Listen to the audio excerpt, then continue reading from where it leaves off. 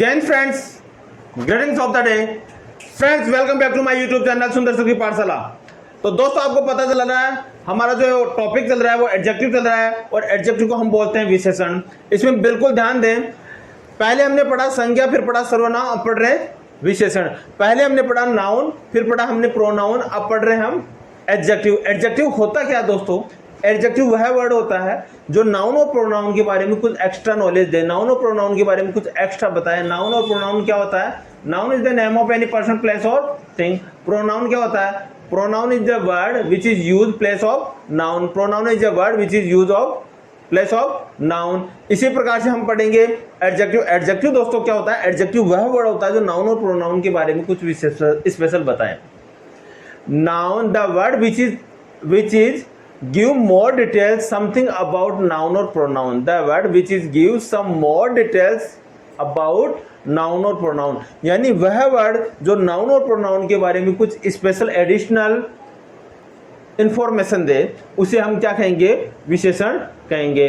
अब विशेषण आपको पता है क्या है? जैसे मैं कहूँ राम, राम क्या है? नाउन। और राम की जगह मैं बोलूँ वह है। राम अमेरिका जाता है, वह वहाँ पढ़ाई करता है। तो मैं कहूँ राम अमेरिका जाता है, वह वहाँ पढ़ाई करता है, वह वहाँ बहुत मेहनत करता है, उसको रेड कलर की शर्ट पसंद है तथा ब्लू कलर की जीन्स पसंद है। अब रेड कलर ब्लू कलर क्या है? ये विशेषण हो गया।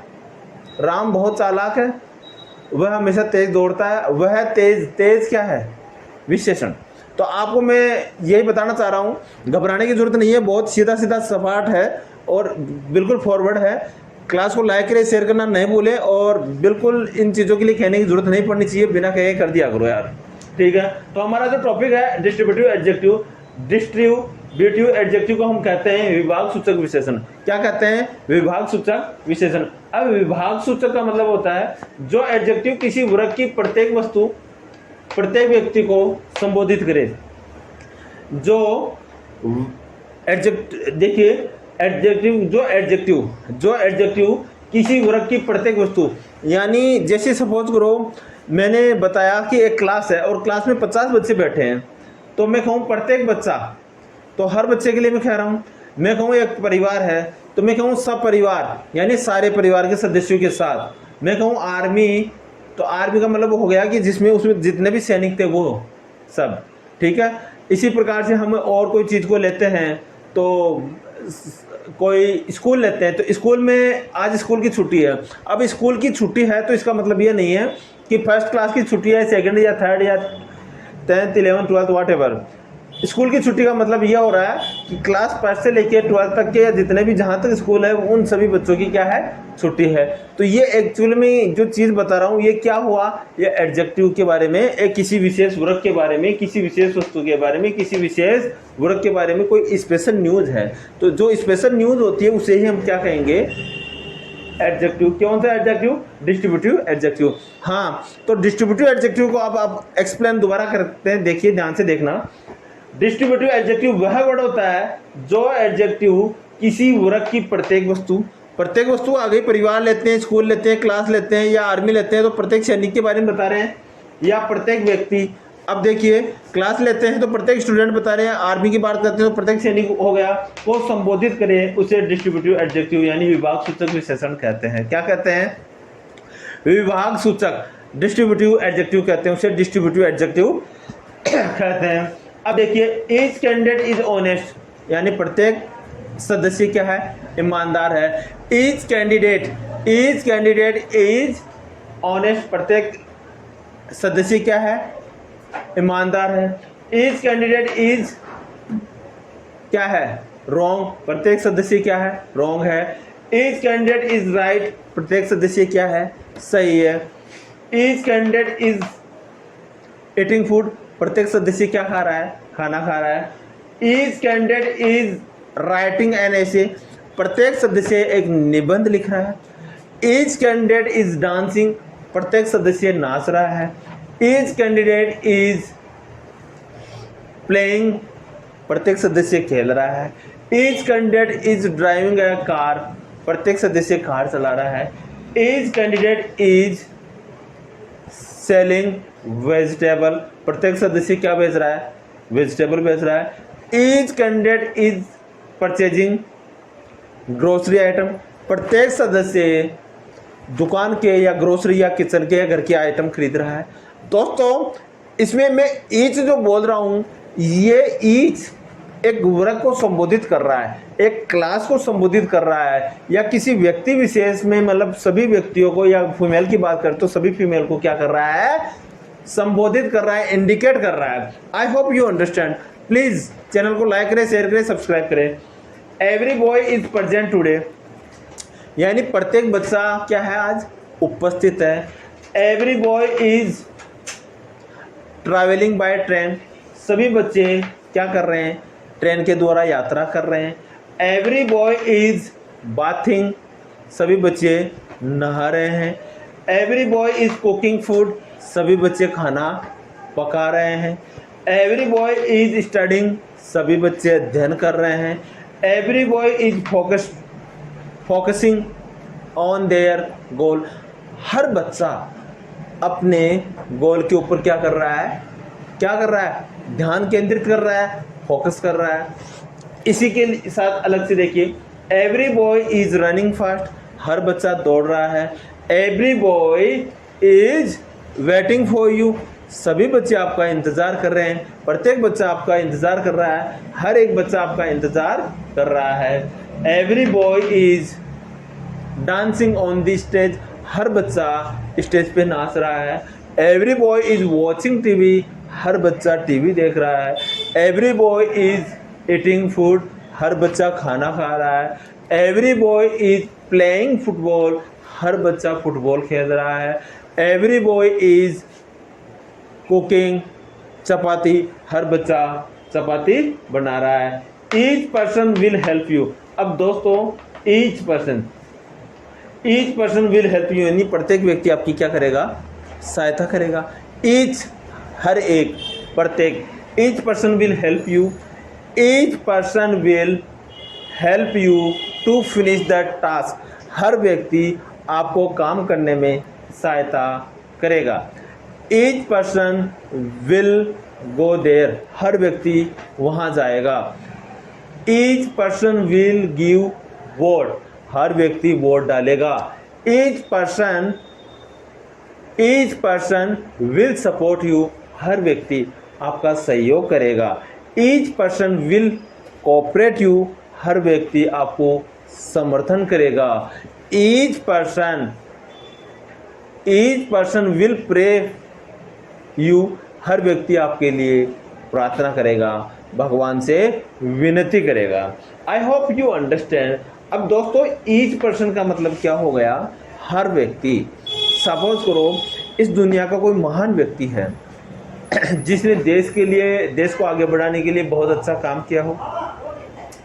अब बाय चांस वो कुछ समय के लिए उसके हेल्थ इश्यूज हो गए, तो आप देखते हैं उसके लिए पूरे भारत के लोग या जो उनके बारे में जानते वो लोग, कोई अपने अपने धर्म से संबंधित हो, चाहे से हिंदू हो, चाहे से मुस्लिम हो, चाहे से सिख हो, चाहे से ईसाई हो, वो अपने लेवल पर उसके लिए प्रेम मांगते हैं, ईश्वर से आराधना मांगते हैं कि इस महान सपूत को आप प्रभु भगवान जल्दी ठीक करें और हेल्दी बनाए, स्वस्थ बनाए। तो उसके लिए क्या करते हैं, each person will pray for him, each person will pray for him, प्रत्येक व्यक्ति उसके लिए क्या करेगा, प्रे करेगा। तो ये जब चीज़ें आती हैं तो ये क्या होती है, डिस्ट्रीब्यूटिव एडजेक्टिव होती है। क्या होती है, डिस्ट्रीब्यूटिव एडजेक्टिव होती है। एवरीवन इज ईटिंग फूड, अब देखिए एवरीवन इज ईटिंग फूड, सभी क्या कर रहे हैं, खाना खा रहे हैं। एवरीवन ईट्स फूड, सभी खाना खाते हैं। Everyone will be eating food, सभी खाना खा रहे होंगे या प्रत्येक खाना खा रहा होगा। एवरीवन हैज ईटन फूड, सभी ने खाना खा लिया। Everyone has been eating food since morning, सभी सुबह से खाना खा रहे हैं। ये हो गया। अब पास्ट की बात करते हैं तो एवरीवन एट फूड, सभी ने खाना खाया। एवरीवन वॉज ईटिंग फूड, सभी खाना खा रहे थे। और पास्ट परफेक्ट की बात करें, एवरीवन हैड ईटन फूड, सभी ने खाना खाया था। Everyone had eaten food yesterday, कल सभी ने खाना खाया था। Everyone had eaten food on Friday, सभी ने फ्राइडे को खाना खाया था। We each person enjoyed in the party. प्रत्येक व्यक्ति ने पार्टी में क्या किया, आनंद लिया। एवरी वन पर्सन या every one has gone there, सभी वहाँ गए हैं। और every one is eating food, every one was writing an essay, सभी निबंध लिख रहे थे। Every one was going there to attend the function, सभी वहाँ फंक्शन को अटेंड करने के लिए जा रहे थे।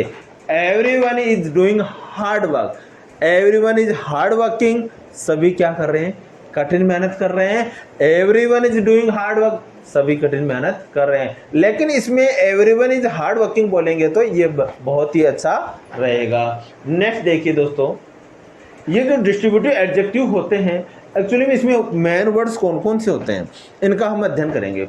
मेन वर्ड्स में दोस्तों ईच, एवरी, इधर या आइदर, निदर और नॉर। सी, इधर, आइदर, निदर, निदर, नाइदर भी बोलते हैं इसको। तो ये these are 4 words which is belongs to distributive adjective. These are 4 words which is belongs to distributive adjective. So these 4 words is each, every, either, neither. Each, every, neither, either. आप जानते हैं each का मतलब प्रत्येक, every का मतलब हर एक, either का मतलब दो में से कोई एक, neither में से कोई दोनों ही नहीं, neither में से दोनों ही नहीं। अब each, every, इधर, नीदर के तुरंत बाद यदि कोई नाउन हो, अब नाउन क्या होता है, noun is the name of any person, place of thing. Noun is the name of any person, place और थिंग। तो ये जो इनके बाद ईच, एवरी, इधर, नीदर के तुरंत बाद यदि कोई नाउन है तो ये डिस्ट्रीब्यूटिव एडजेक्टिव होंगे। यानी इसमें भी दो है, डिस्ट्रीब्यूटिव एडजेक्टिव होता है और डिस्ट्रीब्यूटिव प्रोनाउन होता है। डिस्ट्रीब्यूटिव एडजेक्टिव क्या होता है और डिस्ट्रीब्यूटिव प्रोनाउन क्या होता है दोस्तों, बहुत ही शानदार टॉपिक है, ध्यान दें। एक बार समझ लोगे लाइफ लाइन, लाइफ टाइम काम आएगा। एक बार सीख लोगे लाइफ टाइम काम आएगा, कभी भूलने की कोशिश में नहीं करोगे, क्योंकि अपना समझाने का तरीका ऐसा है। अब यहाँ पढ़ाया नहीं जाता है, यहाँ पढ़ाई को ज़बरदस्ती माइंड में डाला जाता है। शर्त यह है जो बच्चा दिमाग लगा के, ब्रेन लगा के यूज करे और सच्चे मन से पढ़ाई करे। अब देखिए ईच, एवरी, इधर, नीदर के तुरंत बाद यदि कोई नाउन है तो वो डिस्ट्रीब्यूटिव एडजेक्टिव होंगे। कंफर्म चल रहा है। ईच, इधर, ईच, एवरी, इधर, नीदर के बाद, ईच, एवरी, इधर, नीदर के बाद अगर कोई नाउन आता है तो वो डिस्ट्रीब्यूटिव एडजेक्टिव होगा। ईच, एवरी, इधर, नीदर के बाद अगर कोई नाउन आता है तो वो क्या होगा, डिस्ट्रीब्यूटिव एडजेक्टिव होगा। और ईच, एवरी, इधर, नीदर के बाद अगर नाउन नहीं आता है, अगर नाउन नहीं आता है तो वह होगा, क्या होगा, इसको क्या बोलेंगे, डिस्ट्रीब्यूटिव एडजेक्टिव की जगह डिस्ट्रीब्यूटिव प्रोनाउन होगा। वो क्या होगा, डिस्ट्रीब्यूटिव प्रोनाउन होगा, डिस्ट्रीब्यूटिव प्रोनाउन होगा। तो देखिए ईच, एवरी, इधर, नीदर के तुरंत बाद यदि कोई नाउन है तो यह डिस्ट्रीब्यूटिव एडजेक्टिव होगा। और यदि नाउन की जगह अन्य कोई शब्द है, और यदि नाउन की जगह अन्य कोई शब्द है तो डिस्ट्रीब्यूटिव प्रोनाउन होगा। Each boy took the test, each boy took the test, यानी प्रत्येक बच्चे ने क्या लिया, टेस्ट लिया। अब इसको गेव कर दो, प्रत्येक बच्चे ने टेस्ट दिया। अब ये जो बॉय वर्ड है, ये बॉय यहाँ क्या है, नाउन है। अगर ये नाउन है तो ईच के बाद में या एवरी के बाद में या इधर के बाद में या निदर के बाद में अगर डायरेक्ट नाउन आता है तो ये बन जाता है डिस्ट्रीब्यूटिव एडजेक्टिव। डी ए का मतलब होता है डिस्ट्रीब्यूटिव, ए का मतलब होता है एडजेक्टिव। क्या बन जाएगा, डिस्ट्रीब्यूटिव एडजेक्टिव बन जाएगा। तो each boy took the test, प्रत्येक बच्चे ने टेस्ट लिया, और ये क्या बना, डिस्ट्रीब्यूटिव एडजेक्टिव। और each of the boys took the test. अब ईच के बाद में हमारे पास नाउन नहीं आया, ईच के बाद में आ गया ऑफ द बॉयज। अब तुरंत अगर बाद में नाउन होता तो ये बनता हमारे पास क्या बनता, डिस्ट्रीब्यूटिव एडजेक्टिव बनता। लेकिन नाउन नहीं आके इसके बाद में आ गया ऑफ द। जब इज के बाद में या एवरी के बाद में या इधर के बाद में या निदर के बाद में नाउन नहीं आता है तो वो डिस्ट्रीब्यूटिव प्रोनाउन होता है।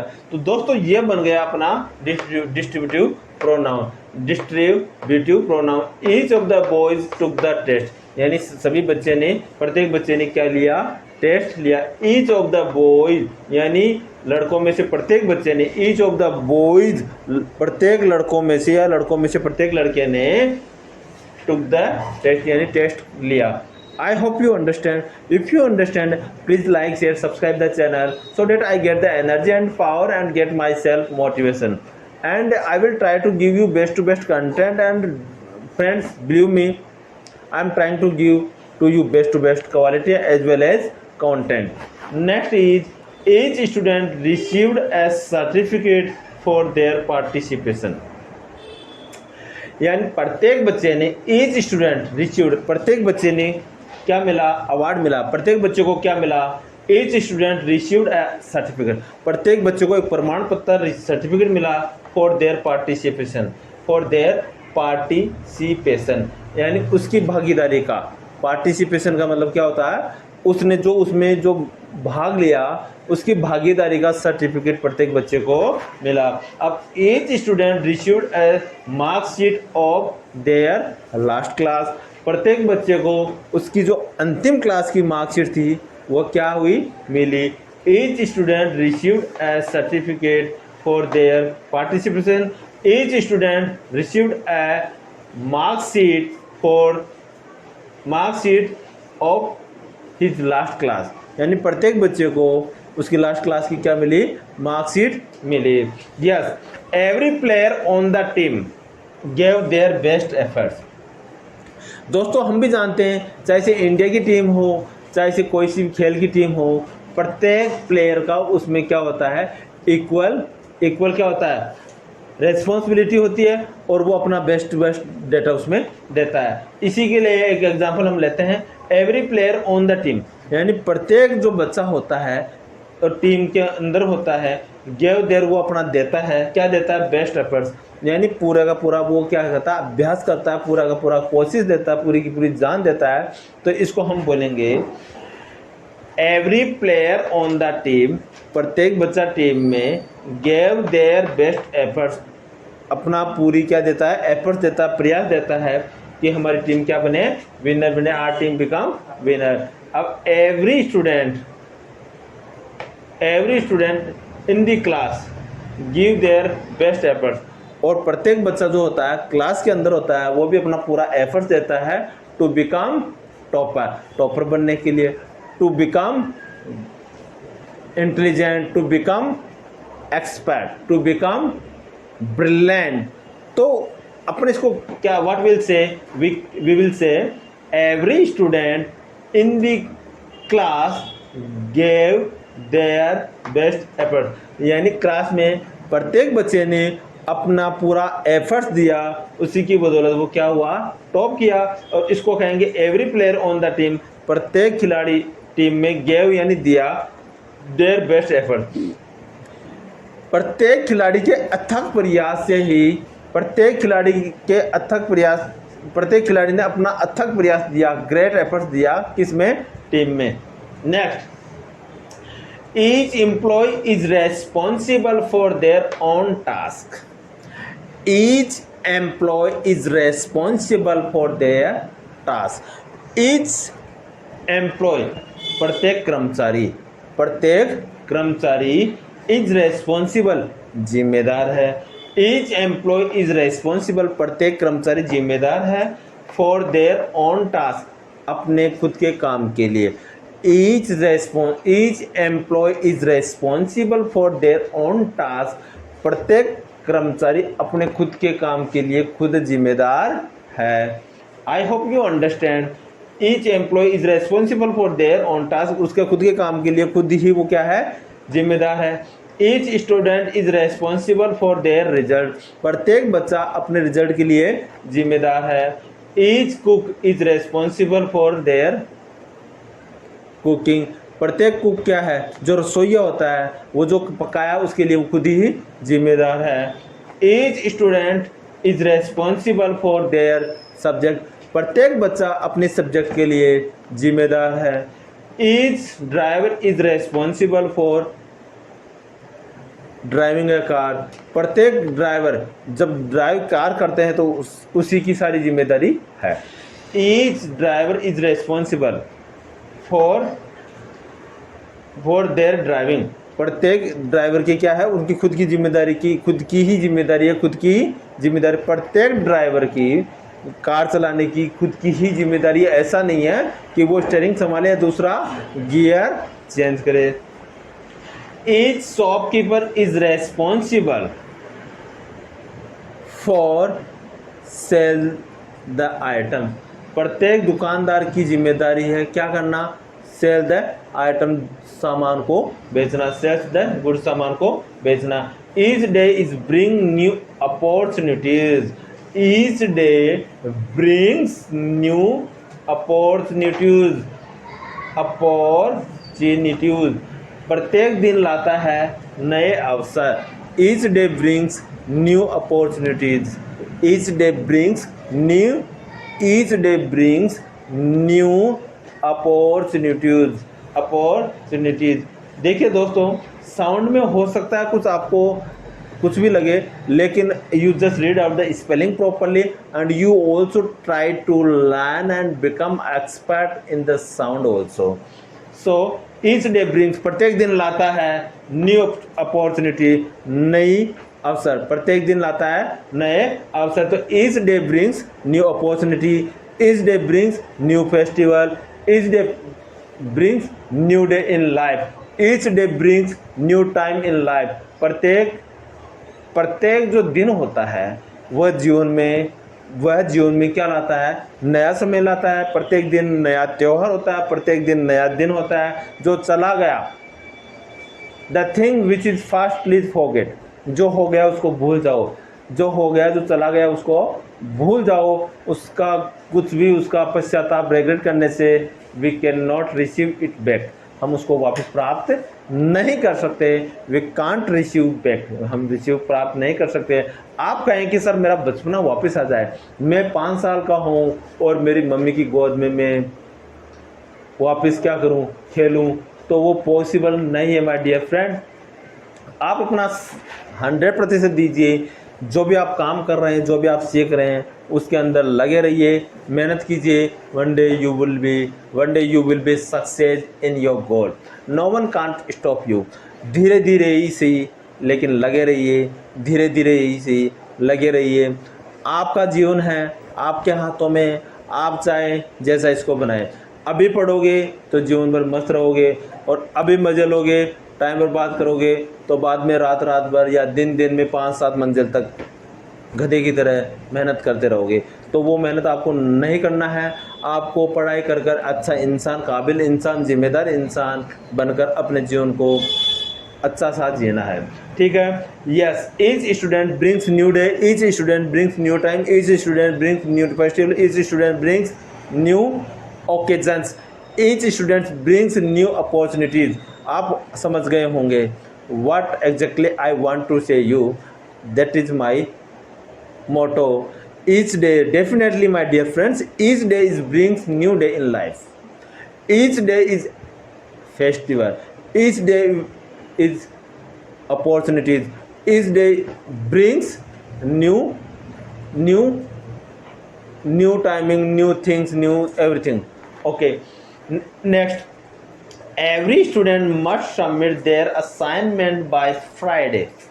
प्रत्येक बच्चे को अपना जो असाइनमेंट है, काम है, वो सबमिट कराना चाहिए। कब तक? फ्राइडे। यानी प्रत्येक बच्चे को अपना जो असाइनमेंट का काम है वो फ्राइडे तक जमा कराना ही कराना है। प्रत्येक बच्चे को अपना असाइनमेंट का काम फ्राइडे तक जमा कराना ही कराना है। So every student must submit there assignment by Friday. Every student must submit their task by Monday। Every student must present by Monday।